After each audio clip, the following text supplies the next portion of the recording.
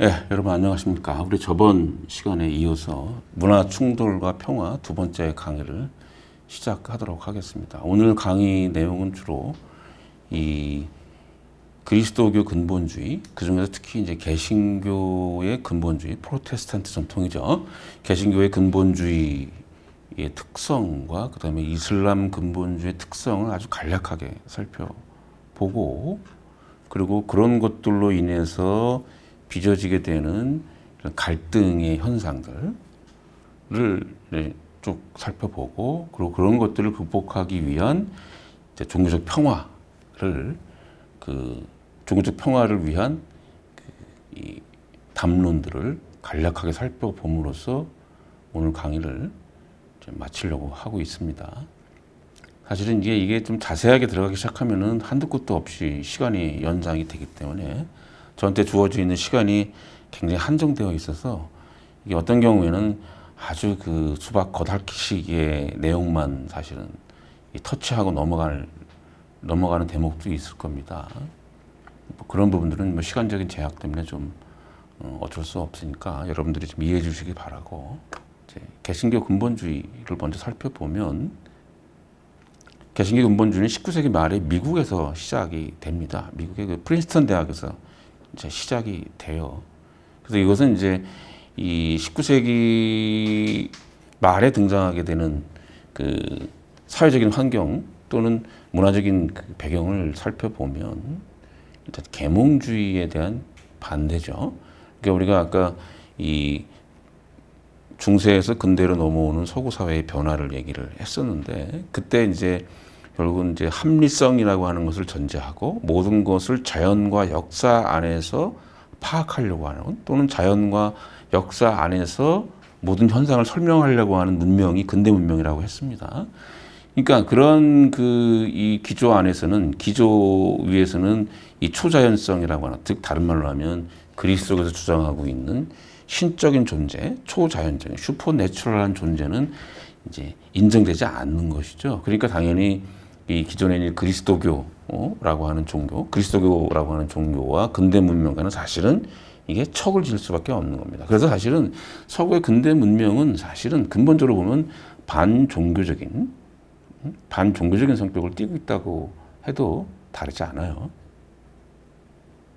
즉 초자연적인 이 존재나 또는 영역이나 대상들은 없다라고 이제 전제하고 하는 거니까, 모든 것을 다 자연과 역사 안에서 찾으려고 하는 거니까 그렇습니다.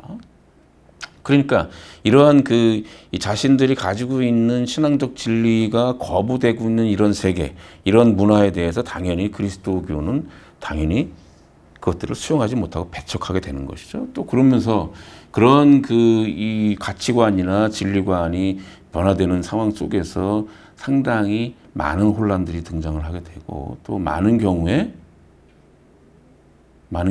굉장히 불안하게 되는 거죠. 그 이전에는 하느님만 믿고 교회에서 시키는 대로만 살면 내가 구원받는다고 생각했던 사람들인데, 이제 근대 세계로 들어오게 되면서 시대적 정신이나 또는 대세라고 하는 것은, 그런 것은 존재하지 않고 오로지 자신의 행복을 위해서는 자신의 결단과 자신의 의지에 의한 결단과, 그 결단도 어디로부터 오는 거냐, 어디로부터 출발해야 되냐, 자기 합리적인 이성에 의해서 판단해서 그 결단을 하고, 그 결단에 따른 자기의 실천, 그리고 그 실천적 삶에 대한 자기 개인의 책임이라고 하는 것들이 형성이 되는 것이거든요. 그러니까 이제 이 개인들은 어떻게 살아야 될 것이냐, 나는 어떻게 살아야 되느냐, 어떻게 사는 것이 올바른 삶이고 어떻게 사는 것이 내가 행복한 삶을 살 수 있는 것이냐라고 하는 것에 대한 고민, 숙고, 이런 과제가 주어지게 되는 것이고, 따라서 그런 자신의 주체성들이 약한 사람들에게는 굉장히 혼란스럽고 굉장히 불안한 거죠. 내가 이렇게 살고 있지만 내가 어떤 환경 또는 어떤 상황에서 내가 이렇게 판단하는 것이 옳으냐, 저렇게 판단하는 것이 옳으냐, 자기 스스로 결정을 내려야 되니까, 과거에는 교회가 이런 상황에서 이렇게 해라라고 얘기해줬기 때문에 거기 순종해서 따라서 살면 되는데, 근대 세계에 들어서는 이제 그것을 자기 스스로 판단해야 된다라고 하는, 그게 이제 자유라고 하는 개념과 연결되는 것이죠. 그러니까 어떻게 보면 자유라고 하는 것은 인간의 기존의 어떤 신적 억압성으로부터 인간의 어떤 창의성과 인간의 주체성들을 해방시켰다라고 하는 긍정적인 측면, 즉 자유를 주어줬다라고 하는 측면도 있지만, 또 다른 한편으로는 그만큼 인간에게 이 부담감을 안겨준 거죠. 사실 자유라고 하는 것이 굉장히 부담이 주어지는 것이거든요. 어린 아이 때는 부모님의 그늘하에서 부모님이 시키는 대로 살고 잘못을 저질렀다 하더라도 용서가 되는 그러한 이 상태지만, 그래서 성인이 돼서는 이제 대신 부모의 간섭으로부터 자유로워지겠죠. 자유로워지면 자유로워지는 대신 자기의 행동에 대해서 자기가 책임을 져야 하는 세계로, 책임을 져야 하는 단계로 달라지게 되는 거죠. 이게 똑같은 거예요, 사실은. 이것이 이제 개인적인 차원뿐만 아니라 사회적인 차원 안에서도 그 이전에는 그리스도교적인 진리관, 즉 신이라고 하는 존재에 근거해서 거기에 순종하면서 살아가면 행복한 삶을 살 수 있었지만, 근대 세계에 들어오면서 그것이 거부됨으로써 이제 자기 운명에 대해서는 자기 스스로 판단하고 결정해야 되고 또 실천해야 되고 그것에 대해서 자기가 책임을 져야 되고, 따라서 이 근대 이후에 인간에게 주어진 그 자유라고 하는 것이 다른 어떤 사람들에게는 굉장히 부담으로 다가오기도 하는 거죠.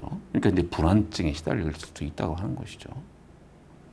그런 걸 이제 사회적인 차원에서 얘기를 한다면, 그게 이제 이 사회적인 윤리적인 지주가 사라졌다 이런 표현을 써요. 그러니까 이제 그런 지주가 없어짐으로써 그러니까 과거에는 이 절대적인 진리가 있고 절대적인 가치가 딱 사회에서 이미 딱 박혀 있기 때문에 사람들이 이 나름대로의 어떤 그런 이 삶의 방향성이나 이런 것들이 딱 확정돼서 고정돼서 안정적으로 가지만, 이제 그것이 무너지게 되면서 다양한 가치, 다양한 진리관 이런 것들이 등장하게 되는 것이죠. 그러니까 선택해야 되는 문제가 나타나는 것이죠. 이게 종교의 자유도 마찬가지죠. 기존에는 이 그리스도교가 전일적으로 지배하던 중세 유럽 사회에서 이것이 종교 개혁을 거치게 되고, 종교 개혁을 거치게 되면 이제 카톨릭이 아닌 개신교도 선택할 수 있는 선택의 기로에 서게 되는 것이고, 그 이후에 이제 프랑스 혁명 이후에 종교 자유가 이제 만들어진단 말이에요. 정교 분리 원칙이 이제 형성이 되고 종교의 자유가 주어지게 되는데, 그때는 이제 물론 서구 사회에서는 뭐 당장 뭐 이슬람이라든가 또는 뭐 불교라든가 힌두교라든가 이런 것들이 막 급격히 들어온 것은 아니지만, 어쨌든 그 이후로 사람들은 다양한 종교들이 존재하게 되고 그 다양한 종교들 가운데 하나를 선택해야 되는 그런 선택의 기로에 서게 되는 것이거든요. 그러니까 그런 상황에서 굉장히 그 선택의 이 문제라고 하는, 즉 인간들로 하여금 상당한 부담감을 주게 되는, 그러니까 자유라고 하는 것이 이 해방이라는 측면도 있지만 또 한편으로는 인간에게 부담을 주는 측면도 있다라고 하는 것입니다. 그러니까 이 근본주의라고 하는 것은 바로 그런 이 변화된 상황 속에서 혼란 속에 있는 사람들에게 다시 과거의 그 절대주의적이고 확신에 찬 그 진리를 제공함으로써 사람들의 어떤 그런 불안감으로부터 해방시켜주는 측면이 있단 말이에요. 그래서 계몽주의 이후에 등장한 세속화된 사회에 대한 반동으로서 근본주의가 등장을 했다고 하는 겁니다. 19세기 말에 이 미국에서. 그러니까 원래 이제 미국 자체의 건국은 사실은 계몽주의자들에 의해서 건국이 된 것이거든요. 물론 오늘날에도 미국은 이제 자신들이 이제 프로테스탄트 국가다라고 하는 관념이 굉장히 강하게 있는데, 이게 뭐냐면 이제 이 와스프라고 그러죠.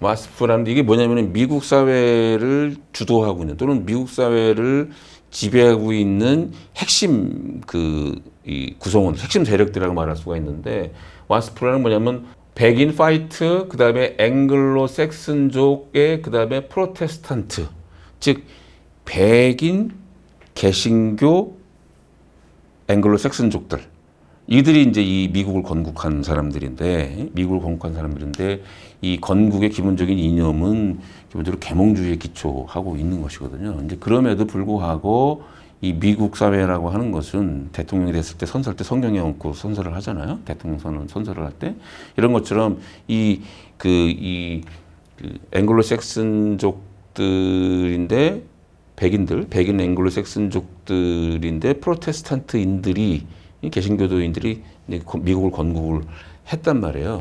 미국을 건국을 했는데, 그런데 이제 계몽주의에 의해서, 즉 미국 사회라고 하는 것이 이제 계몽주의자들에 의해서 건국이 되었고, 그래서 세속화, 세큘러리제이션이라고 그러죠.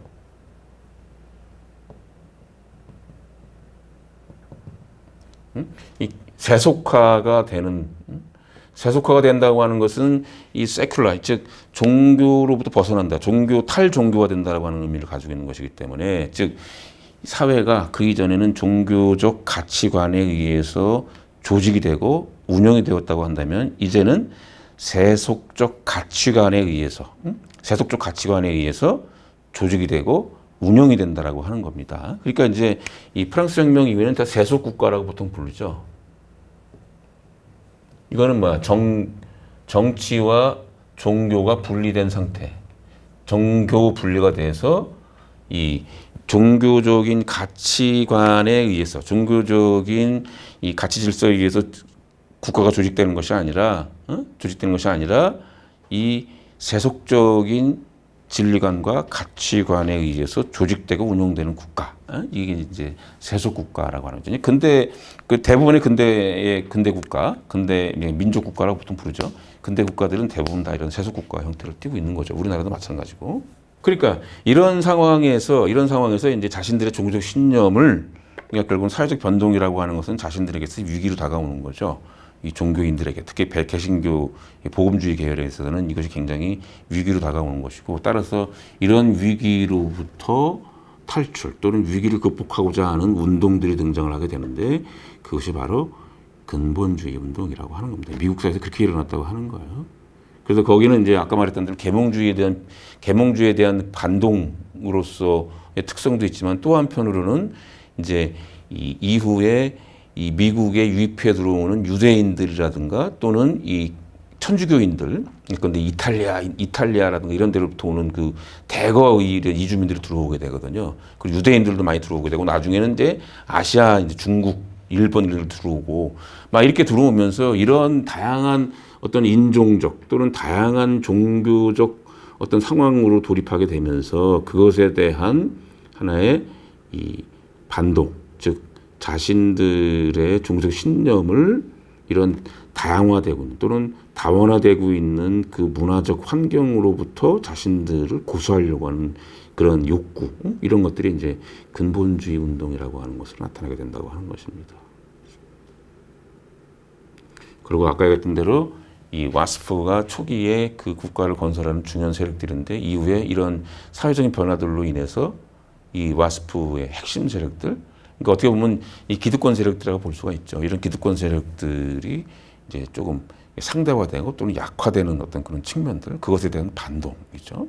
그래서 원래는 이게 미국에서 이제 그 대학 입학할 때 입학사정관이라고 하는 걸 하잖아요. 우리나라도 이제 그게 도입이 됐는데, 그때 원래 입학사정관제가 이 만들어지게 되는 배경에는 바로 이런 배경이 있어요. 대학 내에 이 유대인들이라든가 또는 아시아로부터 오는 이 이주민들이 공부를 이게 열심히 하고 잘하잖아요. 그러니까 이 성적만 가지고 이제 선발했을 때는 이 와스프들의 자제들보다 그 유대인들이라든가 또는 아시아계 사람들이 더 많이 들어가게 되는 거죠. 그러니까 이 입학사정관제는 그래서 이 와스프의 쿼터를 유지하기 위해서 만들어졌다라고 주장을 하기도 합니다.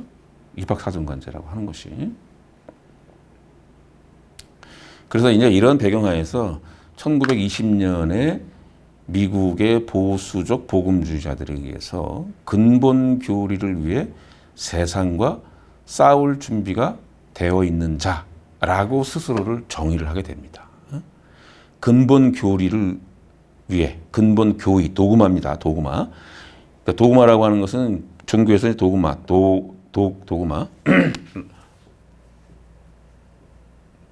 이 도그마라고 하는 것은 우리가 이제 흔히 교리라고 보통 번역을 하는데, 그게 뭐냐면 그리스도교에서 교리다라고 하는, 교의다라고 하는 것은 교리 또는 교의라고 하는데, 그것은 뭐냐면 이 움직일 수 없는 확실한 진리, 영원한 진리를 선포하는 것이거든요. 교리라고 하는 것이.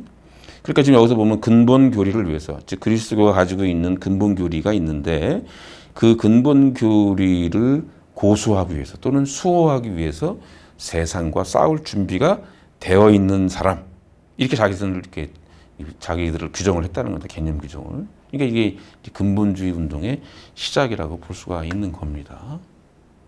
그래서 이런 이 근본주의 운동은 이 자유주의 노선, 자유주의 신학 운동에 이제 반대를 한 거죠.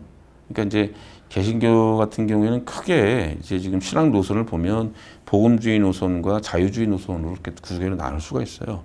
그러니까 자유주의 노선이라고 하는 건 이제 오늘날 미국의 유니언 신학교 상당히 이제 어떻게 보면은 자유주의라고 하는 것은 자유주의 신학 노선이라고 하는 건 이제 슐러의 마허로부터 출발을 하는 것인데 슐러의 마허는 이 종교를 이해할 때 이 계시와 전통에 기반해서 종교를 이해한 것이 아니라 즉 그리스도 신앙을 이해할 때 계시와 전통에 기반한 것이 아니라 인간의 경험과 역사에서 종교를 이해를 하는 겁니다. 그래서 이 슐러의 마허는 절대 의존 감정이라고 불렀어요.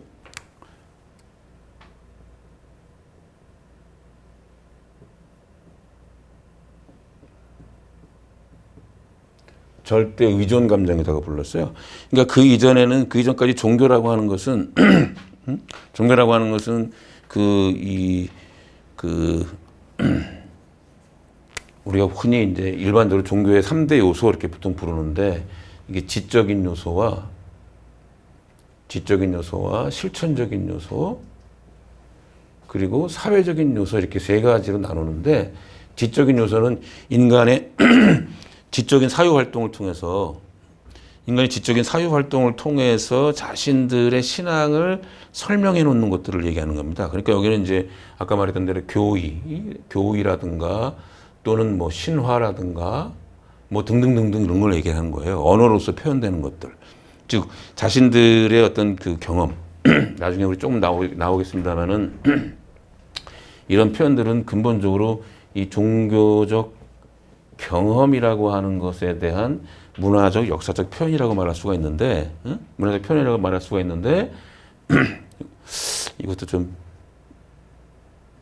나중에 다시 나옵니다. 나중에 다시 나오니까 그때 다시 좀 설명하도록 하고, 어쨌든. 그리고 실천이라고 하는 건 쉽게 말하면 종교가 가지고 있는 독특한 자기만의 의례라고 보시면 되겠습니다. 그 다음에 사회라고 하는 것은 이런 동일한 그 신앙의 경험들을 가지고 있는 사람들의 공동체가 형성이 되는데 그 공동체가 형성이 되게 되면 그 사회 내에 당연히 이 조직 구조가 만들어지게 되고 그 조직 구조를 운영하기 위한 권위들이 만들어지게 되는 거죠. 일종의 다른 말로 하면 이 정치학적인 용어로 말하면 권력이 형성이 되게 되는 겁니다. 그러니까 이 안에 이제 성직자라든가 성직의 계급이라든가 이런 것들이 만들어지게 되는 것이거든요. 근데 이제 기존에는 종교다 그러면 이거를 주로 얘기를 했던 거예요. 이거를 주로 얘기했고, 그래서 보면, 결국 당연히 여기도 보면 지적인 요소로서의 이제 경전이라고 하는 것도 있는 거죠. 그러니까 자신들의 종교라고 하는 것도 자신들의 종교를 이해할 때는 당연히 이런 것들로부터 출발해서 이해를 해버렸으니까. 근데 슐러의 마허는 이런 게 사실은 본질이 아니고, 그 본질은 사실은 이런 경험이 역사적, 문화적으로 표현되기 이전에 그 순수한 그 경험의 상태, 이것이 종교의 본질이다고 얘기를 하는 거거든요. 그래서 그걸 뭐라고 불렀냐면 절대 의존 감정이라고 불렀어요. 근데 결국은 뭐냐면 예컨대 이제 물론 이 슐러의 마허는 신이라는 개념은 안 쓰긴 하지만 뭐 삼라만성이라든가 뭐 이런 표현들을 썼는데 어쨌든 그걸 우리가 궁극적 실제라고 보통 불러요. Ultimate Reality.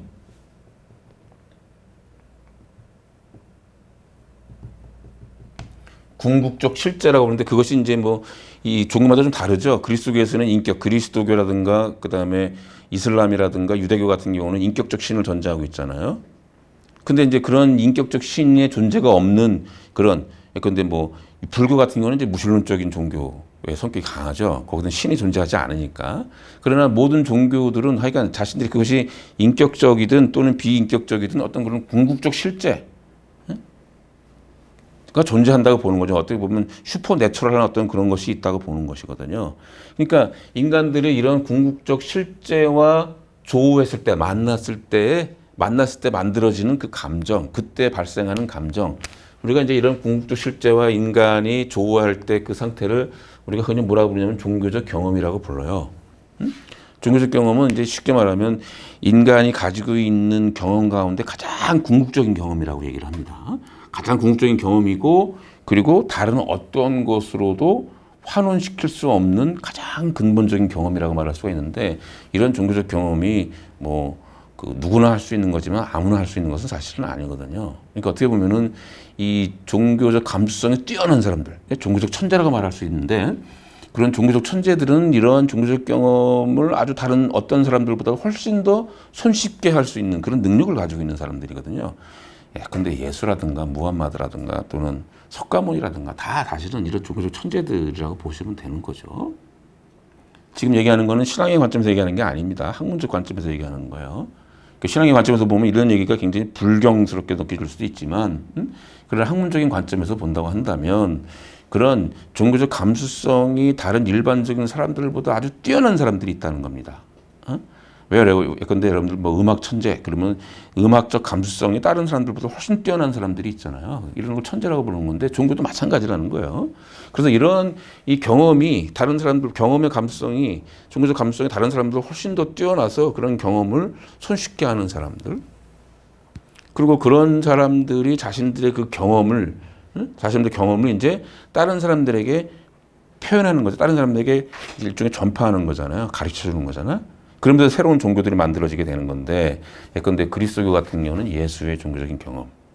그래서 유대교적인 환경 하에서 예수는 기존의 유대교적인 그런 이 종교적 문화 안에서 자신만의 독특한 경험을 통해서 새로운 어떤 종교적인 방향성을 제시했다고 하는 거죠. 예수는 석가모니도 마찬가지죠. 힌두교적인 배경 하에서 자신만의 물론 이제 석가모니는 이 불교에서는 깨달음이라고 하는 개념을 쓰는 거죠. 그러니까 이게 이제 이 그리스도교 같은 경우는 자기 외부에 인간 밖에 외적인 존재, 슈퍼내추럴한 존재가 있다라고 하는 걸 전제하고 있으니까 당연히 이제 그분과의 관계 안에서의 구원이라고 하는 개념을 생각하지만, 불교 같은 경우에는 그런 존재가 없거든요. 그런 존재가 없고 그 진리의 근원이 진리는 어디 있냐? 내 안에 있다고 보는 것이거든. 그건 뭐냐면 내 안에 있기 때문에 각 깨달을 각자 써서 깨달아야 되는 겁니다. 깨달음의 종교거든. 이 달라. 근본적으로 이 종교적인 특성이 다르거든요.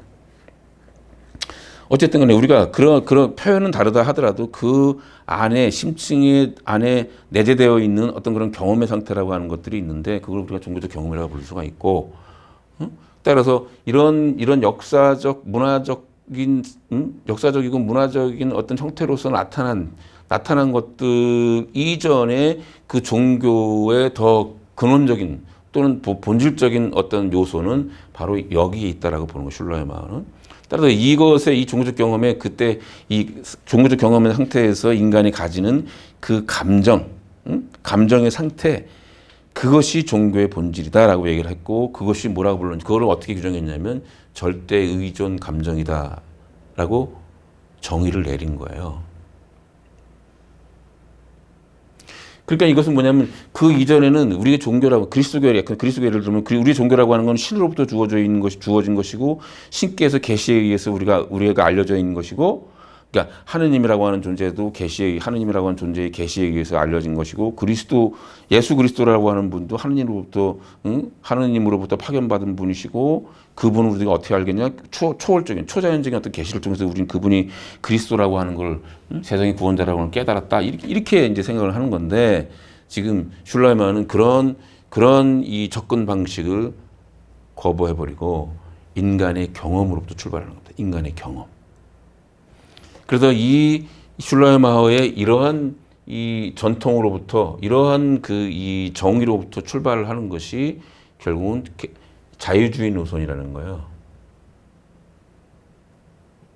자유주의 노선. 그러니까 당연히 이 자유주의 노선은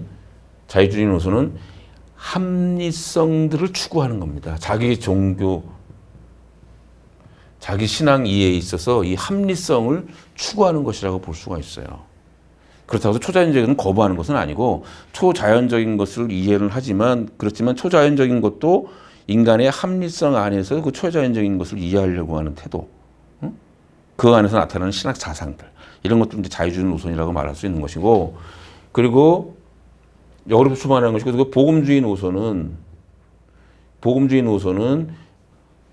어떤 초자연주의적인 특성을 가지는 거죠. 초자연적인 계시를 더 강조하는 그런 전통이라고 볼 수가 있어요. 그러니까 개신교 근본주의는 이 복음주의 안에서 나오는 것입니다. 당연히 이 자유주의 전통이라고 하는 건 결국은 이 계몽주의와의 대화, 계몽주의와의 조화라고 하는 것들이 굉장히 중요한 신학적 과제가 되는데, 당연히 그런 것들을 거부하니까 당연히 이 복음주의 계열에서 나올 수밖에 없는 것이죠. 크게 보면 이게 두 가지 계열로 나올 수가 있고, 우리 한국 교회 같은 경우에는, 한국 개신교 같은 경우는 이런 자유주의 노선에 속해 있는 이 교파는 기독교 장로의 기장, 예전에 그 민중신학이 등장했던 민중신학을 배출한 이 기장 전통이라고 볼 수가 있고, 나머지 전통들은 기장에 그다음에 여기 이제 감신 정도를 이제 얘기할 수가 있고, 나머지 전통은 대부분 복음주의고, 우리 한국 교회 같은 경우는 복음주의 중에서 대부분 또 굉장히 보수적 복음주의 계열에 서 있다고 보시면 되겠습니다. 그래서 이 미국에서 출현한 이 근본주의 운동, 개신교 근본주의 운동은 이 자유주의 신학 운동에 이제 반대를 하는 겁니다. 이것도 좀 자세하게 얘기하려면 좀 깊게 얘기되지만 시간이 많이 걸리니까 그냥 그 정도로만 하고 넘어가도록 하겠습니다. 그래서 이 개신교 근본주의, 이때 출발했던 근본주의 운동이 그래서 자유주의 신학과 그다음에 진화론, 그다음에 사회주의를 불경스러운 삼위일체로 비판을 하게 됩니다. 이게 다 자신들이 가지고 있는 종교적 신념에 굉장히 도전을 하는 어떤 그런 이 사상과 운동들이었거든요. 자유주의 신학은 좀 전에 얘기했던 것처럼 이 합리성들을 추구하는 어떤 그런 신학 노선이라고 말할 수가 있고, 그러니까 합리성을 추구하다 보면은 이제 어떤 현상이 벌어지게 되냐면, 이 성경에 나타나는 여러 가지 말씀들과 사건들 또는 기적들 이런 것들이 많잖아요, 성경에. 그런 것들을 이 자유주의, 그러니까 합리적으로 그걸 이해를 해야 되니까 당연히 그것을 있는 그대로 사실이라기보다는 상징적 표현들이다라고 보는 거예요. 따라서 그걸 이제 신화화 시킨다고 보통 얘기하는데, 그것은 있는 그대로의 사실, 객관적 사실 또는 역사적 사실이라기보다는 어떤 메시지를 던지기 위한 상징적인 표현들이다라고 해석을 한다는 겁니다. 사실은 아까 우리가 저번 시간에 얘기했던 것처럼 역사 비평주의적인 방법론이라고 하는 것도 사실은 이런 합리주의적으로 그 성경을 이해하려고 하는 것들이거든요. 그러니까 당연히 자신들이 가지고 있는 어떤 그런 초자연적인 존재에 대한 절대적인 믿음, 절대적인 어떤 신뢰 이런 것들이 위협이 되니까 그걸 거부해버리는 거죠. 자유주의 신학 노선이라고 하는 것은. 그 다음에 진화론이라고 하는 것도 여러분 알다시피 결국은 이 그리스도교의 이 기본적인 사고방식은 이 창조론이잖아요. 그러니까 하느님이 세계를 우주를 창조를 할 때 인간도 창조했는데, 인간 창조할 때 우리의 지금의 형태 이대로 창조하셨다 이렇게 보는 것이거든. 근데 지금 다윈의 진화론에 따르면 모든 생명체는 진화해 왔다. 아주 원시적인 생명체로부터 오늘날 이 아주 고차원적인 고등 생명체로 진화해 왔다 이렇게 보는 것이잖아요. 그러니까 인간도 자신 유인으로부터 오늘날의 현생 인류라고 하는 이 존재로서 생명체로서 진화해 왔다고 보는 것이거든. 이것은 근본적으로 뭐냐면은 이 창조론을 거부해 버리는 것이거든요, 사실은. 그러니까 이게 그리스도교에서는 받아들일 수 없는 것이고, 오늘날에 있어서는 뭐 창조론을 거부하는 사람들은 거의 없죠. 대부분 다 창조론이 아니라 진화론을 거부하는 사람들은 없죠. 대부분 다 진화론을 이제 수용하고 있고, 특히 학교 교육에서 다 진화론을 가르치고 있으니까. 사실은 이제 미국에서 이런 근본주의 운동의 영향 때문에 미국에서는 사실은 1940년대까지만 하더라도 공공교육 장소에서 이 진화론을 가르치지 못하게 했었습니다. 근데 나중에 이제 몽키 트라이얼이라고 하는 사건으로 나타나는 것인데, 그래도 영화도 있어요. 영화 유튜브에 보면 침묵의 법정이라고 하는 그 영화가 이렇게 공개되어 있는 영화가 있습니다. 그게 이제 그때 당시 사건을 다룬 영화인데, 그거 뭐냐면 어떤 청년 교사가 이 학교에서 초등학교에서 이 진화론을 이제 가르치다가 이제 이 주 헌법을 위반했다고 해서 체포돼요. 그래갖고 재판을 받는 과정을 그리는 것인데, 그게 당시 그 미국 사회에서 아주 센세이셔널한 어떤 그런 이슈였습니다. 그래서 엄청나게 많은 사람들이 그 법정에 몰렸고, 그 구경하려고 그리고 라디오 생중계까지 하고 그런 사건이 있었어요. 근데 그게 나중에는 이제 워낙 사람이 많아서 실내 법정에서 하지 못하고 야외에 나가서 이 재판을 할 정도로 이렇게 아주 이 전 국민의 미국 전역에 있어서 굉장히 중요한 초미의 관심사였다고 하는 것입니다. 그게 이제 어떻게 보면은 이 진화론자들, 다른 말로 하면 계몽주의자들과 근본주의자들 간의 이 충돌이 사실은 그 시기에 일어난 거죠. 그것이 상징적으로 나타나는 것이 트라이얼 몽키, 원숭이 재판이라고 보통 부르죠. 트라이얼 몽키라고 하는 사건으로 나타난 겁니다. 어쨌든 그래서 미국에서 이런 이 근본주의 운동이 이제 시작이 됐고, 그래서 그런 근본주의 운동이 이런 자유주의 신학 운동을 반대했다고 하는 거, 그 다음에 계몽주의를 배척했다고 하는 거, 이런 특성을 가지고 있다고 하는 겁니다.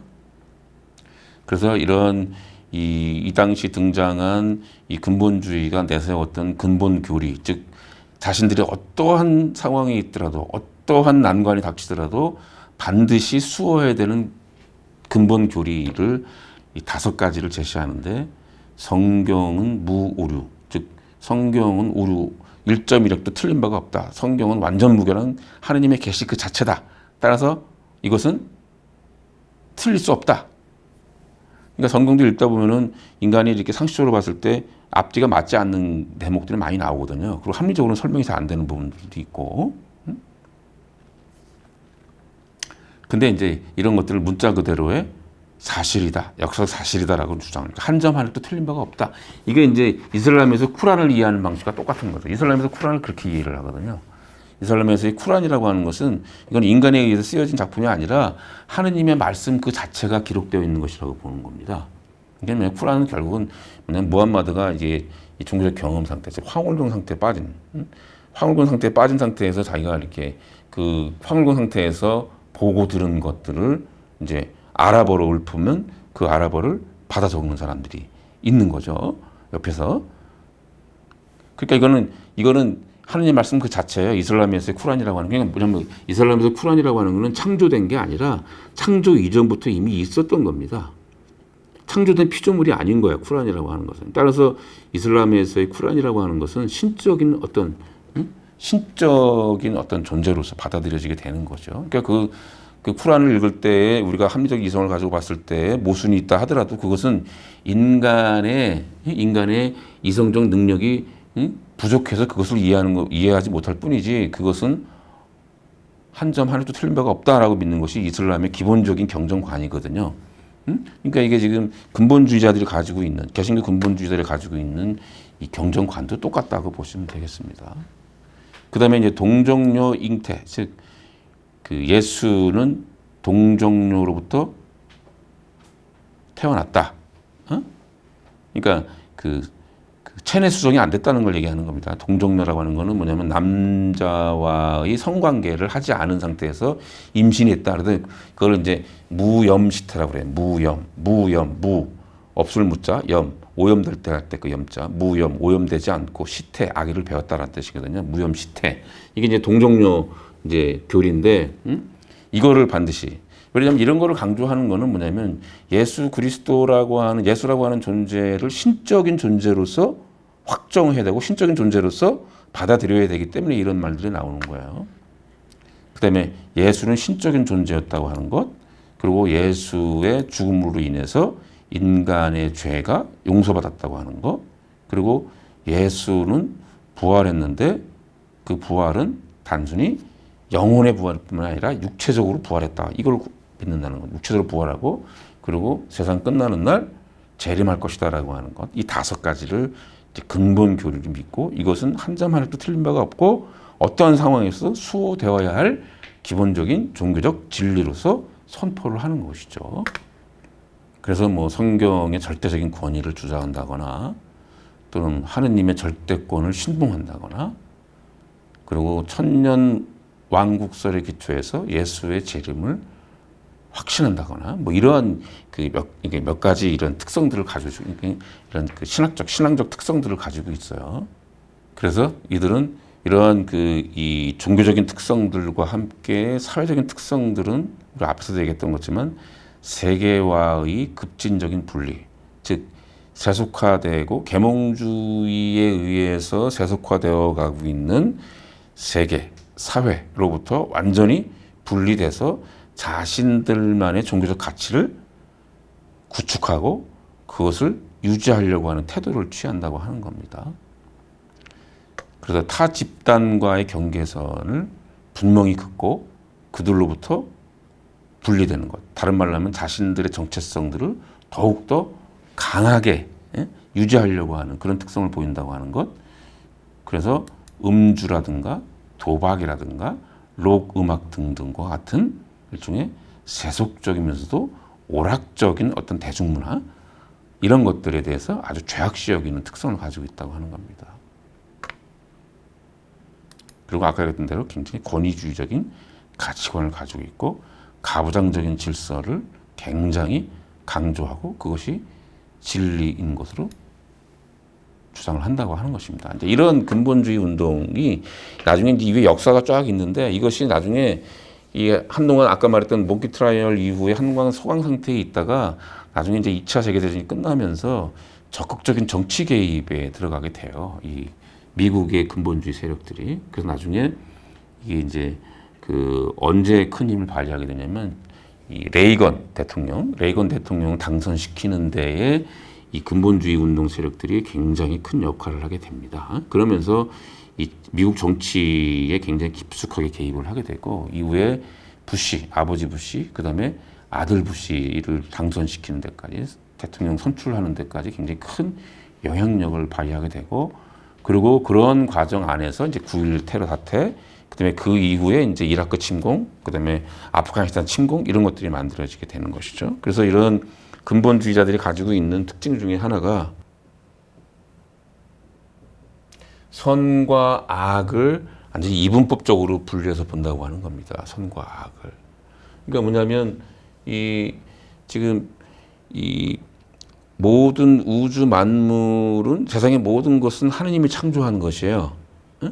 하느님이 창조한 것인데 근데 인간이 이 역사적인 삶 안에서 경험하게 되는 어쩔 수 없는 악의 상태가 있단 말이에요. 악을 경험하게 된다는 거죠. 그러면 도대체 이런 악이 왜 존재하는가 이런 의문이 드는 거거든요. 모든 세상은 하느님께서 창조하셨는데 이런 악이 존재한다라고 하는 것 도대체 이유가 뭐냐? 이렇게 보는 것이거든요. 근데 이 악을 하느님이 창조했다고 말할 수는 없잖아요. 하느님은 지구지순한 사랑이고 절대적인 선인데 하느님이 세상을 창조했는데 악도 창조했다. 그러면 악은 왜 만들어진 거냐? 하느님 창조했다. 이렇게 말하면 모순이 되는 거니까. 그러니까 악을 창조한 것이라고 말할 수는 없고 그래서 이 그리스도교에서는 전통적인 관점에서 보면 악이라고 하는 것은 하느님의 부재한 상태를 악이다 이렇게 표현을 하는 거예요.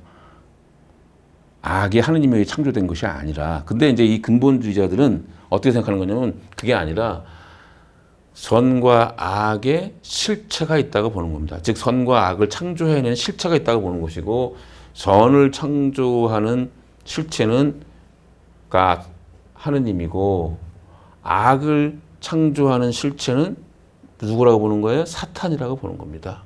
악의 세력들이 있다고 보는 거예요. 악을 창조해내는 존재들이 있고 그래서 인간이 하느님을 따라서 살아야 되는데 어떤 인간들은 하느님의 길이 아닌 이 사탄, 악마의 길을 따름으로써 악을 생산해낸다 이렇게 보는 것이거든. 즉 악의 실체가 있다고 보는 겁니다. 이 근본주의자들은. 그러니까 당연히 자신들은 하느님의 선을 따르는 존재들이고 하느님의 길을 걷는 존재들이고 따라서 자신들은 하느님의 군대예요. 즉 세상의 악과 맞서 싸우는 하느님의 군대, 선의 군대라고 보는 겁니다. 다른 말로 하면 하느님의 전위대라고 볼 수가 있는 거예요. 하느님의 전위대라고 보는 것이고 따라서 자신들은 이 세상의 악과 맞서 싸워야 된다라고 보는 것입니다. 세상의 악과. 즉 자신들이 세상의 악과 맞서 싸운다라고 하는 것은 결국은 뭐냐? 선과 악의 대립이고 그것은 곧 하느님과 사탄의 대립이다라고 보는 것이고 그럼에도 불구하고 세상 끝나는 날은 결국은 선의 세력이 이긴다. 즉 하느님이 사탄을 이긴다. 이렇게 보는 것이거든요. 그러니까 이런 악이라고 하는 것들이 악이라고 하는 것들이 이런 어떤 실체가 있어서 사탄에 의해서 이런 것들이 만들어지는 것이기 때문에 그것을 우리는 하나님의 군대로서 그것들을 쳐 없애야 된다라고 하는 적대의식이 만들어지게 되는 거거든요. 적대의식이. 그러니까 이제 이런 맥락에서 본다면 여기서 이슬람이라고 하는 종교는 바로 이런 사탄의 종교라고 보는 겁니다. 악의 종교라고. 그러니까 따라서 그것은 대적해서 싸워서 없애버려야 될 굉장히 호전적이고 전투적인 생각을 가지게 되는 것이죠. 이 근본주의자 입장에서 보면.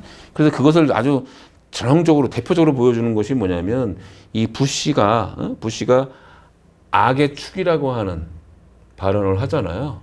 악의 축이라고 하는 발언을 하면서 이게 이제 북한하고 이란을 지목을 했어요. 악의 축이라고 하는 발언을 하면서. 그러면서 이제 전쟁이 시작이 되는 거거든요. 그러니까 뭐냐면 부시가 이게 근본주의자거든. 개신교 근본주의자란 말이에요. 부시가. 그러니까 세상을 그렇게 보는 겁니다. 세상을. 결국 뭐냐면 저게 지금 우리 말을 안 듣는 이란과 북한이라는 왜 악의 축으로 지목이 되는 겁니까? 핵무기 개발 문제 때문에 되는 거죠. 자신들의 그 말을 안 듣고 독자적으로 핵무기를 개발을 하고 그다음에 자신들에 맞서서 싸우려고 하는 그런 국가들이잖아요. 이런 악의 축이라고 규정을 해버려요. 그러니까 뭐냐면 세계를 이해하는데 상당히 종교적인 관점에서 세계를 이해하는 겁니다. 그래서 악의 축이라고 하는 개념으로 그들을 규정을 하고 그러니까 악의 축 결국은 뭐예요? 악의 세력들의 중심 세력이라는 것이고 따라서 우리는 미국은 하느님의 전위대로서 하느님의 군대로서 즉 다른 말로 하면 선한 군대로서 저 악한 세력들을 쳐서 없애야 된다라고 하는 이미지를 가지고 있는 거죠. 이미지를. 그러니까 이제 그 전쟁, 아프가니스탄 침공을 하고 이라크를 침공을 하고 이런 것들이 결국은 뭐냐면 성스러운 전쟁이다라고 하는 개념을 사용하는 겁니다. 성전이라는 개념. 이슬람도 성전이라는 개념을 쓰죠. 그 지하드라고 그러죠. 성전. 그래서 이러한 이 전쟁은 폭력과 살인이 횡행하는 이런 전쟁은 결국 뭐냐면 우리는 하느님의 군대로서 악한 세력들과 싸워서 악한 세력을 쳐 없애는 행위다라고 보는 것이죠. 그래서 그건 성스럽다고 보는 거죠. 성전이라는 개념은.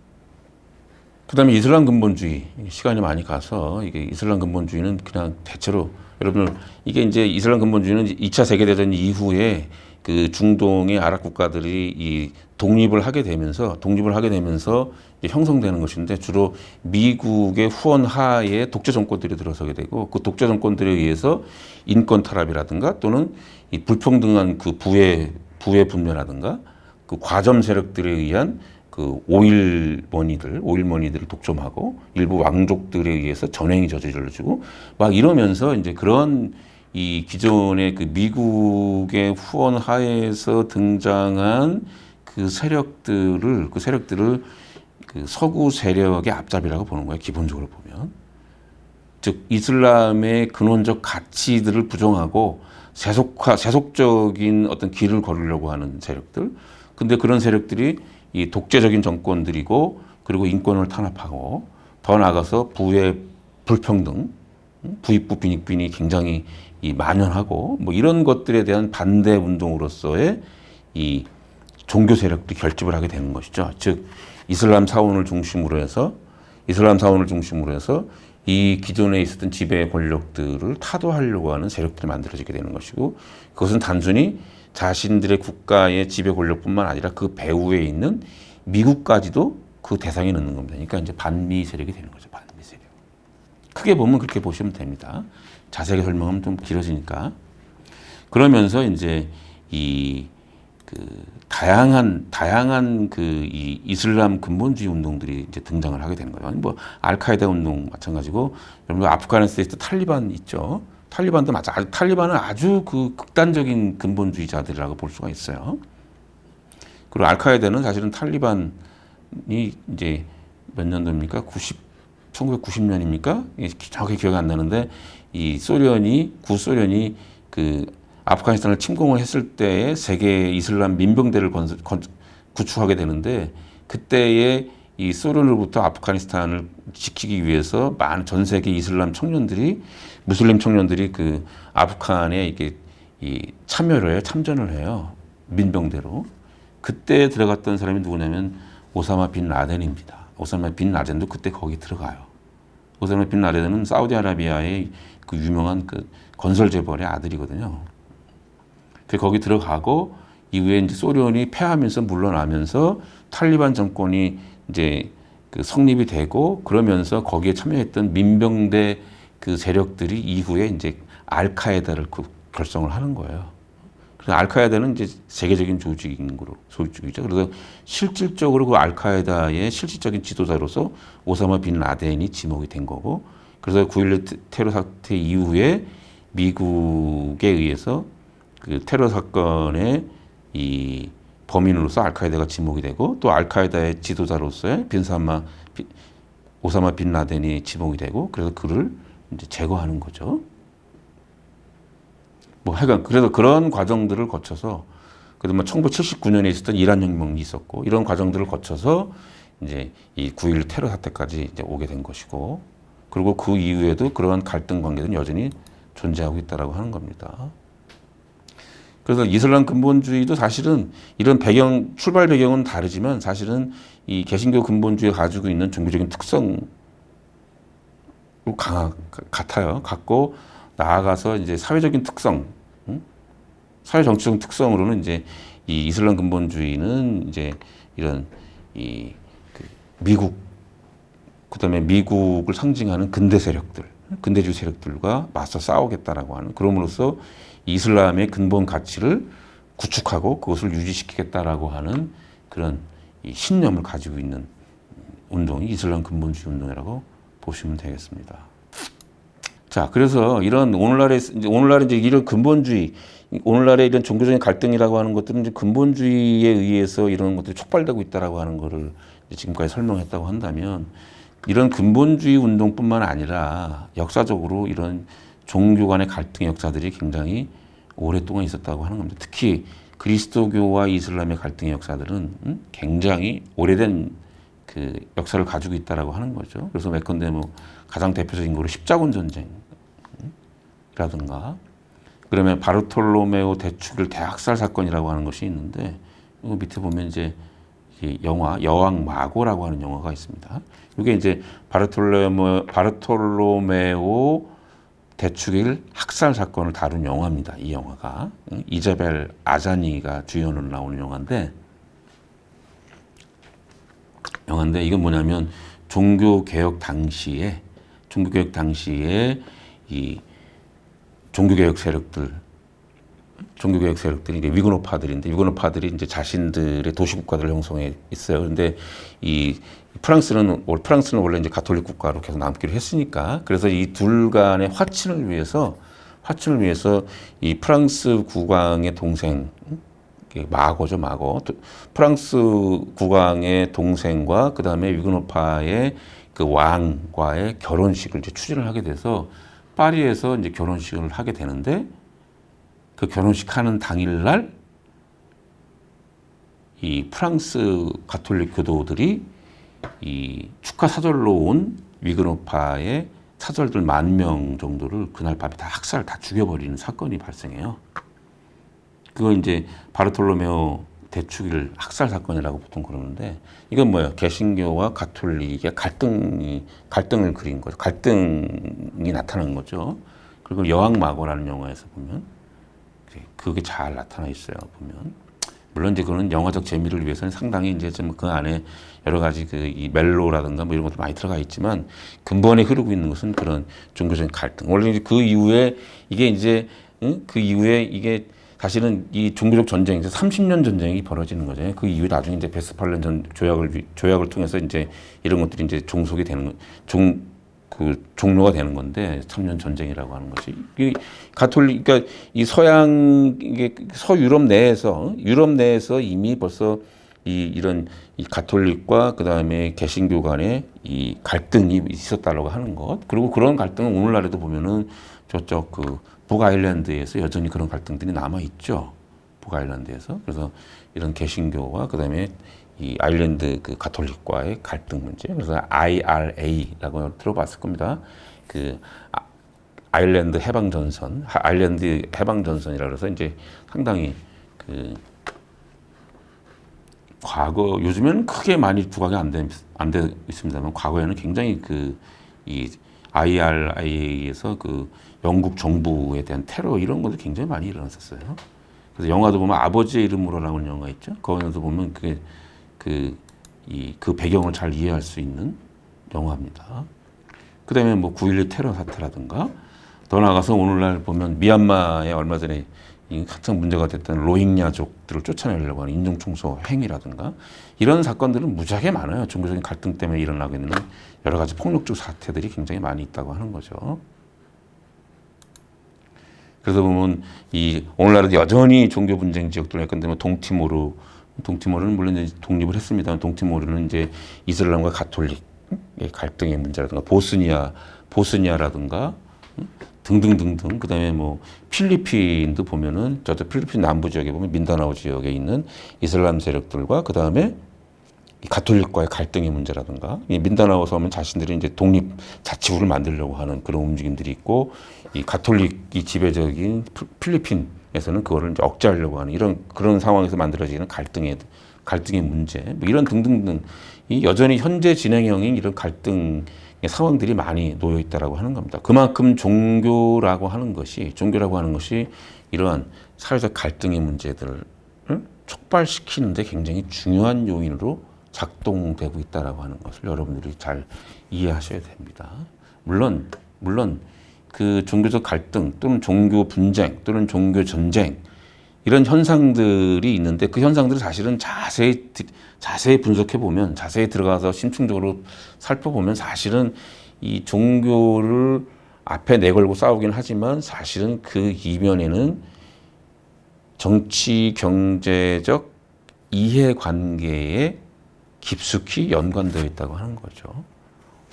그러니까 뭐냐면 정치 경제적 또는 권력을 획득을 위해서 이 상대 진영과 이 갈등 관계에 놓이게 되는데 거기서 승리하기 위해서 이 종교적인 상징과 종교적인 자원을 동원한다는 겁니다.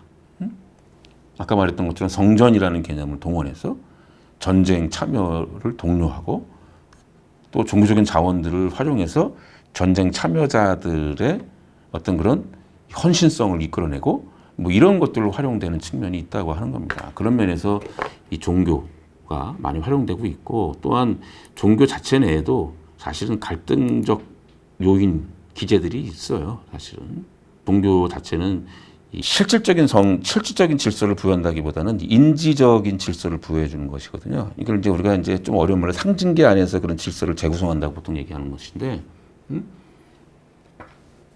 그러니까 종교라고 하는 것은 선과 악, 깨끗한 순수한 것과 오염된 것, 그다음에 성스러운 것과 속된 것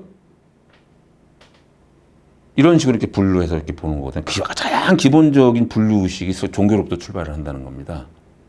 그리고 결국 뭐야? 나쁜 것과 좋은 것. 그러니까 그런 체계 하에서 세상의 모든 것들을 판단해 본다는 것이거든요. 사실은 좋고 나쁨의 기준이 사실은 없는 거거든요. 애매한 것이거든요. 절대적인 기준이란 존재하지 않는데 종교는 그런 기준을 딱 제시하고 그것에 기초해서 모든 사람들이 세상을 이해하도록 요구한다는 겁니다. 이런 면에서 이제 종교 안에 이런 갈등의 요소가 내재되어 있다고 보통 얘기하는 거죠. 이제 그런 것뿐만 아니라 이제 뭐 많아요. 사실은 그런 건. 그거를 다 이제 얘기하기는 시간이 좀 없어서 넘어가도록 하겠습니다.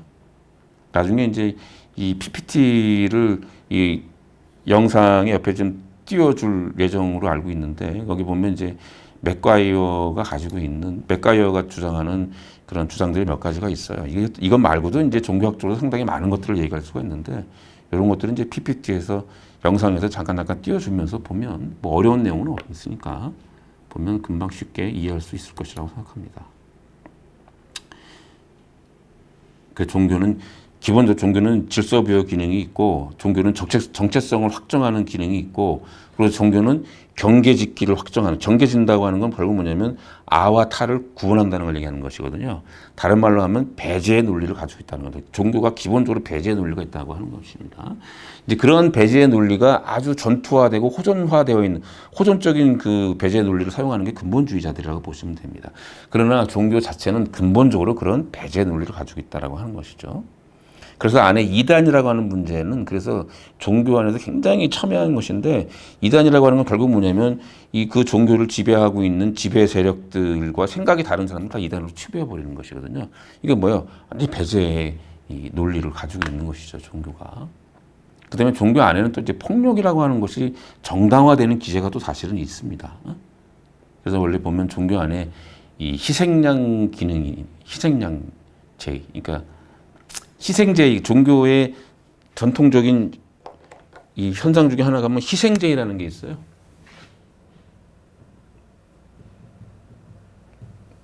이 희생제의는 모든 종교 안에, 모든 문화권 안에 이게 있는 겁니다. 아주 보편적인 거예요. 희생제의라는 게 뭐야? 제물로 어떤 생명체를 죽이는 걸 얘기하는 것이거든. 그 생명체를 죽여서 그것을 신에게 바침으로써 자신들이 원하는 바를 얻고자 하는 것이거든요. 그러니까 뭐냐면 이걸 여기서 이제 희생제를 이게 죽이는 거거든. 여기서 동물을 하든 물론 아주 고대 때는 인간을 바쳤어요. 인간을. 잉카 제국 같은 경우는 인간을 바쳐 인간의 목을 잘라서 사원 피라미드형 상태에서 목을 잘라서 피를 흘리고 머리를 밑으로 굴리는 제의를 하잖아요. 그러니까 나중에는 이제 인간들의 윤리의식이 좀 높아지게 되면서 이제 인간을 대체하는 동물들로 이제 바뀌게 되는 것인데 여기 이제 당연히 폭력이 사용되죠. 물리적인 폭력, 살해라고 하는 물리적인 폭력이 동원이 되는데 이거를 성화시키는 거죠. 종교가 성스러운 것으로 만드는 거죠. 그래서 성스러운 폭력이 되는 겁니다. 즉 종교 안에는 폭력이라고 하는 거를 일종의 성화시키는 기제가 그 안에 내재되어 있다고 하는 것이죠. 그러니까 이제 아까 얘기했던 것처럼 성전이라는 개념도 그래서 나올 수가 있는 거죠. 성전이라는 개념도. 그러니까 예컨대 종교는 근본 교리는 사랑과 평화를 주장을 하잖아요. 예컨대 예수의 가르침 중에서 예수의 가르침 가장 대표적이고 전형적인 가르침이 산상수훈인데 산상수훈 안에서 뭐냐면 폭력을 포기하라고 가르쳐 주거든. 누가 네 오른뺨을 때리거든 왼뺨도 내줘라. 이게 폭력의 그러니까 복수를 하지 말라는 거. 폭력적인 복수를 하지 말라는 얘기거든요. 그럼에도 불구하고 폭력을 사용한단 말이에요. 전쟁을 한단 말이야. 그럼에도 불구하고. 그러면 사실은 근본주의적인 입장에서 본다고 한다면 근본적인 관점에서 본다고 한다면 그런 전쟁이라고 하는 걸 거부해야 돼요. 그러니까 이제 우리가 여호와 증인이라고 하는 그 종교 있죠. 신종교. 그리스도교계 종교가 그래서 입대 거부를 그 군복무를 거부하는 이유가 거기 있는 거예요. 그게 원래 보면 원리적으로 보면 그게 맞는 거예요. 사실은 원리적으로 보면 물론 이제 그걸 어떻게 이해하고 어떻게 해석할 거냐는 사실은 다양한 논의들이 있지만 그러니까 오늘날에서 이제 그리스도교 특히 가톨릭적인 관점에서 그런 이 전쟁 그러니까 뭐 전쟁이 아니라 군대를 보유하고 군대에 참여하는 그것은 어떻게 그거를 이제 정당화시키냐면 공격을 위한 군대가 아니라 자기 방어를 위한 군대는 종교적으로 정당화할 수 있다 이렇게 보는 것이거든. 그러니까 이 가톨릭 사람들이 군대에 가는 것에 대해서 전혀 뭐 군복무 거부하거나 이러지 않는 이유가 이제 우리나라의 군대는 공격용이 아니라 방어용이다라고 하는 관념을 가지고 있기 때문에 가는 것이란 말이에요. 자, 어쨌든 종교 안에는 이런 갈등을 일으킬 수 있는 기제들이 굉장히 많이 내재되어 있다라고 하는 것을 알아두시기 바랍니다. 자, 그래서 어쨌든 이러한 이 종교적 갈등, 종교 자체가 가지고 있는 어떤 갈등적 요소들도 있고 또 그런 것들을 자신들의 이해관계를 실현하기 위한 그런 이 동원, 이 상징과 자원을 동원하는 어떤 그런 것들, 그런 것들로 인해서 이제 종교 간 갈등들이 벌어지게 되는데, 그러면서 그런 것들이 단순하게는 아주 소소한 갈등으로부터 시작을 해서 나중에 그것이 전쟁이라고 하는 것까지 확대가 되는 경향들이 종종 있다라고 하는 것입니다. 따라서 오늘날에서 이 종교, 즉 세계 평화에 있어서 종교 간의 평화라고 하는 것은 굉장히 중요한 역할을 하고 있다. 중요한 그 의미를 담고 있다라고 하는 것입니다. 자, 시간이 조금씩 오버되고 있는데, 그러니까 이 10분 안에 강의를 마치도록 하겠습니다. 그래서 이 한스 퀸이라고 하는 학자 같은 경우에는 이 종교 간 평화 없이 세계 평화 없다 이런 주장을 해요. 그러니까 지금 세계의 여러 가지 갈등들이 지금 많이 상존해 있죠. 그래서 뭐 국가 간 정치, 경제적인 갈등들이 상존해 있을 뿐만 아니라 또 종교적인 이유로 인해서 이런 빚어진 갈등의 상황들이 존재한다는 겁니다. 그러니까 뭐냐면 정치, 경제적 갈등 상황들을 해소해야 되는 측면도 있지만 진정한 세계 평화를 위해서는 이런 종교 간 대화와 종교 간 평화가 구현되어야지만이 최종적인 그런 세계 평화의 상태를 이룰 수 있다라고 보는 것이죠. 그러니까 정치 경제적인 평화 구현도 사실상 제가 보기에는 불가능할 거라고 보지만 사실상 좀 어렵지 않겠나라고 보지만 그러나 이 종교 간 평화, 종교 간 대화를 통한 종교 간 평화, 즉 종교 간 화해와 종교 간 협동이라고 하는 이런 것들도 사실은 좀 쉽지는 않겠죠. 그러니까 어쨌든 간에 이러한 이 평화를 위해서 세계 평화에 가는 길에 세계 평화를 구축해 나가는 과정에 정치적인 평화, 종교적인 정치, 경제적인 어떤 그런 갈등 관계를 해소함으로써 나가는 평화도 있겠지만 그와 더불어서 문화적인 한 차원으로서의 종교 간 평화라고 하는 것도 굉장히 중요한 요소로 작동하고 있다라고 하는 것입니다. 그래서 그런 종교 간 평화라고 하는 것이 굉장히 오늘날 중요한 화두로 떠오르고 있다라고 하는 것이죠. 한스킹의 말대로 종교 간 평화 없이 세계 평화 없다라고 하는 거죠. 이제 그런 맥락 안에서 이제 이 60년대부터 해서 이 종교 간 대화, 종교 간 대화라고 하는 이 어젠더가 굉장히 중요한 이슈로 떠올랐고 오늘날에도 굉장히 여전히 중요한 이슈로 남아 있고 그래서 이것이 나중에 이제 종교 다원주의 즉 과거의 어떤 특정 종교의 진리가 절대적인 진리로서 모든 그 종교 이외에는 다른 모든 것들은 진정한 종교가 아니다. 진정한 진리를 갖고 있지 않다라고 하는 배타적인 태도를 가지고 있었다고 한다면 근본주의자들이 가장 대표적인 그런 이 태도를 가지고 있다고 보면 돼요. 그렇다고 보면 오늘날 다원화되고 다종교화된 상황 하에서 종교 간 평화라고 하는 것이 굉장히 중요하고 따라서 아까 말했던 것처럼 일과 다해가 있을 때 다가 일 안으로 모든 것이 포섭되는 그런 방향성이었다고 한다면 오늘날에서는 일으로부터 다양성으로 나아가는 그런 방향성을 가지고 있다고 얘기를 했다고 그랬잖아요. 그러니까 그걸 이제 종교 다원주의, 즉 종교적 다양성을 인정하는 것이 더욱더 중요한 가치다, 더욱더 올바른 것이다를 주장하는 논리들. 이것을 이제 종교 다원주의, religious pluralism이라고 불러요. 종교 다원주의 논이라고 봅니다. 그래서 뭐 그리스도교 안에서 종교 신학이라고 하는데 우리가 이게 뭐 그리스도교 배경으로 얘기하는 것은 아니니까 종교 간 대화, 이거는 주로 이제 실천적인 차원에서 보면 종교 간 대화라는 표현을 쓰지만 이제 이론적인 학문적인 차원에서는 종교 다원주의라는 표현을 주로 많이 쓰죠. 그래서 이런 종교 다원주의 이 논의가 상당히 이 많은 다양한 학자들에 의해서 다양한 논의들이 존재하고 있는데 우리가 그것을 다 살펴볼 수는 없어요. 그래서 사실은 이런 종교 간 대화의 문제만 갖고도 대학에서 한 학기를 강의해도 사실은 모자랍니다. 이걸 다 우리가 이거를 다 일습할 수는 없고 그 중에서 대표적인 학자 한 명만 원래 이제 2명을 얘기하려고 했는데 이제 시간이 없으니까 한 명만 얘기하겠습니다. 한 명만 우리가 다루고 강의를 마치도록 하겠습니다. 그는 이제 존 힉이라고 하는 사람이에요. 존 힉.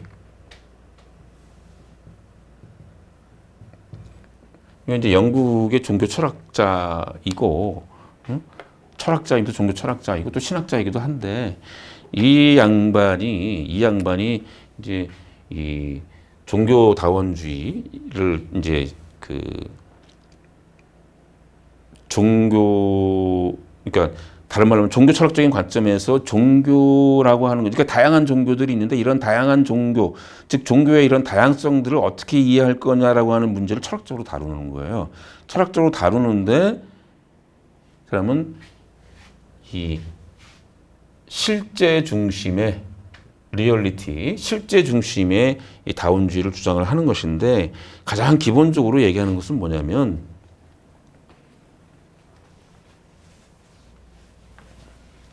가장 기본적인 논리는 뭐냐면 다양한 종교들이 있다는 겁니다. 다양한 종교 우리가 불교, 힌두교, 그리스도교, 유대교, 이슬람, 그다음에 뭐 도교, 그다음에 유교 등등등등 종교 다양한 종교 현상들이 있는데 이런 다양한 종교 현상들은 자기들이 궁극적 진리라고 주장하는 얼티메트 리얼리티가 있다고 하는 겁니다. 그래서 뭐 불교 같은 경우에는 뭐 객관적으로 존재하고 있는 인격적인 신이 없으니까 그런데 깨달음, 주로 이제 무 또는 공 이렇게 표현하죠. 텅 비어 있음.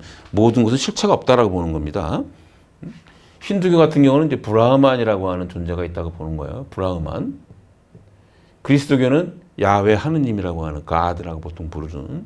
그다음에 유대교도 동일하고 이슬람도 마찬가지죠. 이슬람의 신의 이름은 알라죠. 알라.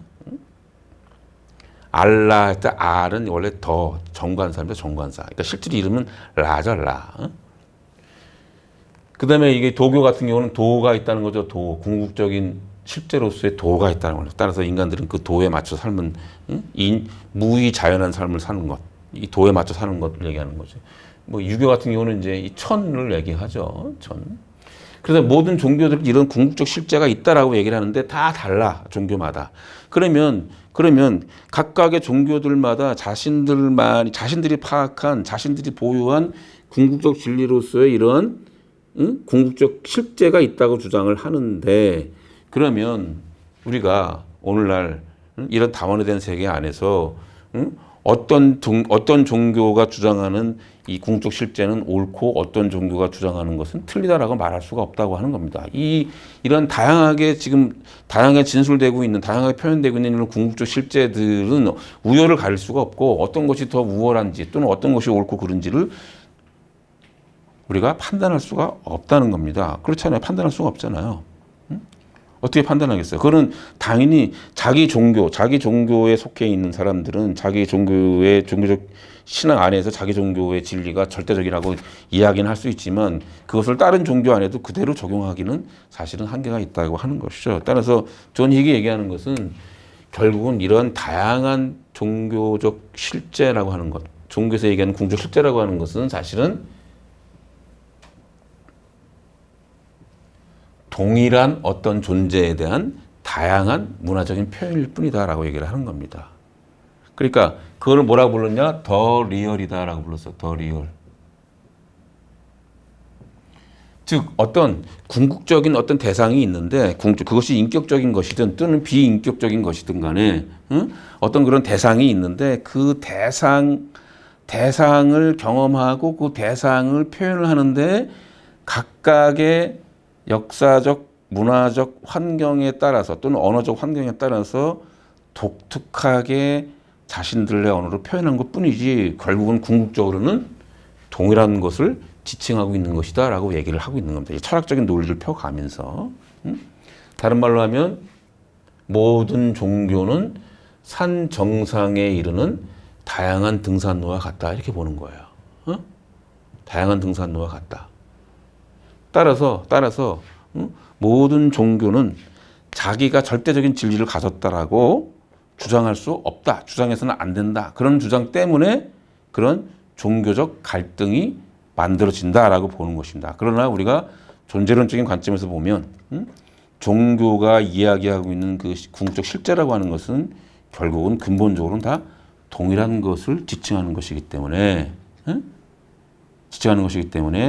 사실은 모든 종교는 차별성이 없는 거다. 이렇게 얘기하고 있는 것이죠. 그래서 이게 이제 이런 종교를 이해하는 새로운 관점을 제시했다. 그래서 코페르니쿠스의 전환을 가져왔다 보통 얘기를 하는데 나중에 이제 비판을 많이 받습니다. 왜 그러냐면 이 종교적 무차별주의가 돼버리거든요. 그렇게 되면은 내가 그러면 이 불교 신자일 이유가 뭐가 있냐? 내가 그리스도교 신자일 이유가 뭐가 있냐? 이런 이 정체성의 문제가 생길 수가 있거든요. 이제 이런 면에서 가장 많은 비판을 받게 되고 그것을 보완하기 위한 다양한 또 논의들이 등장을 하게 되는데 그러면서 이제 뭐 이후에 뭐, 뭐 린드백이라든가 마크하임이라든가 뭐 저쪽 스리랑카의 뭐 파니카라든가 뭐 이런 다양한 그 이 종교 다원주의 논의들이 굉장히 많이 이제 등장을 하게 돼요. 그래서 오늘날 꾸준히 그래서 이런 종교적 다원주의 운동은 다원주의 논의들은 꾸준히 지금 논의되고 있고 이후에 또 그런 실천으로 옮기는 다양한 단체들이 만들어져서 활동을 하고 있다고 하는 겁니다. 물론 이게 이제 이 존 식은 이제 20세기 중반에 주장했던 이게 논리인데 이후에 비판을 많이 받긴 했지만 그러나 근본적으로 종교적 다양성이라고 하는 것을 어떻게 이해할 수 있느냐에 대한 굉장히 중요한 이 아젠다를 던진 또는 단초를 던진 이 학자이기 때문에 굉장히 중요한 사람이라고 볼 수가 있습니다. 자, 우리가 이제 문화 충돌과 평화라고 하는 주제로 저번 시간과 이번 시간을 통해서 우리가 길게 얘기해 왔는데 그럼에도 불구하고 충분히 얘기가 사실 잘 못했어요.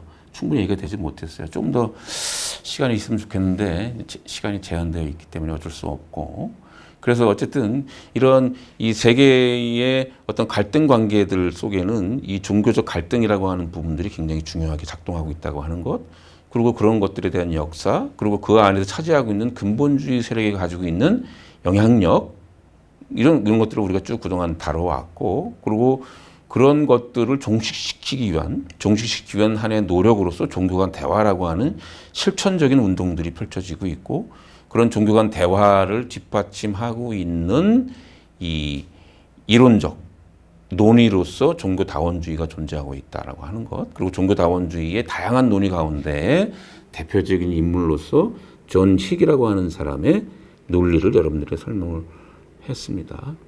자, 따라서 우리가 이런 그 종교적 대화, 그러니까 이 문화 간 충돌에 있어서 중요한 이 포션을 차지하고 있는 이 종교라고 하는 것을 우리가 어떻게 이해하고 또 이 종교를 올바로 이해할 때 타 종교에 대한 관용성들을 가질 수가 있게 되고 그래서 자기만의 종교가 절대적인 진리를 가지고 있다라고 생각하기보다는 다른 종교 안에도 진리성을 보유하고 있다라고 하는 좀 관용적 태도를 가지고 있어야 향후 우리 다원화되고 있는 다원화, 다문화 그리고 다종교화되고 있는 한국 사회 내에서도 이후에 그런 갈등 상황들을 초래하지 않을 수 있는 자세가 만들어진다고 하는 것입니다.